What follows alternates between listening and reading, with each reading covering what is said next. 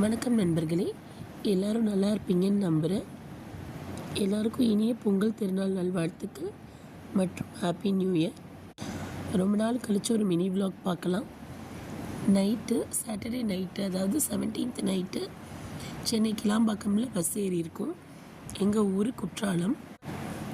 First வந்தே பாரத்துக்கு போட்டிருந்தேன். அது night 11 மணிக்கு திருநெல்வேலி போகுது. அங்கேருந்து குற்றாலத்துக்கு குழந்தைங்கள வச்சுட்டு போகிறதுக்கு 1 or 2 hours ட்ராவல் கஷ்டமாக இருக்கும்னு ட்ரெயின் டிக்கெட் கேன்சல் பண்ணிட்டு பஸ்ஸில் போட்டேன். நைட் 9:30க்கு பஸ் ஏறணும். சென்னை ஃபுல்லாக ஊரே காலியாக இருந்துச்சு. காலையில் 7:30க்கு விடிஞ்சிருச்சு. எங்கள் ஊர் தென்காசியும் வந்துருச்சு. சென்னையோட பிஸியான லைஃப் ஸ்டைலுக்கும் தென்காசியோட ஒரு மாதிரி காமாக பொல்யூஷன் இல்லாமல் அமைதியாக இருக்கிற இந்த லைஃப் ஸ்டைலுக்கும் உங்களுக்கு டிரான்சிஷன் நல்லாவே தெரியும். காலையில் வந்ததும் அப்பா போய் பார்சல் சாப்பாடு வாங்கிட்டு வந்துட்டாங்க.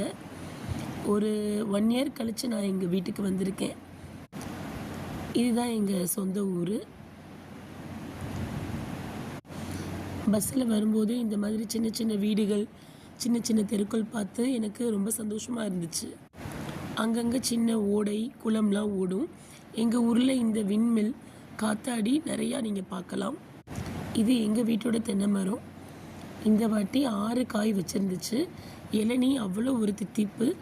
அப்பா ஒரு 4 காயை வெட்டி என்னோடய பசங்களுக்கு எடுத்து கொடுத்தாங்க. தண்ணியும் வழுக்கையும்.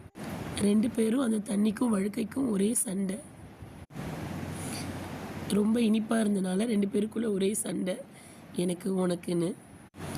அப்புறம் மீதி மரங்கள்லாம் சின்ன சின்னதாக காய் வச்சுருந்துச்சு. சீத்தாப்பழத்தில் அங்கே ஒன்று, இங்கே ஒரு காய். அப்புறம் மணி பிளான்ட்டோட லீஃபு, இதுவே வாழை அளவுக்கு பெருசாக இருக்கும். மாடி வரைக்கும் நல்லா படர்ந்து போகுது. அதுக்கப்புறம் இந்த இடத்துல ஒரு ரோஸ் செடி இருந்துச்சு. இப்போ பட்டுருச்சுன்னு நினைக்கிறேன். எங்கள் வீட்டில் வெத்தலை கொடி, சப்போட்டா, மாதுளை, பப்பாயா இதெல்லாம் இருக்குது.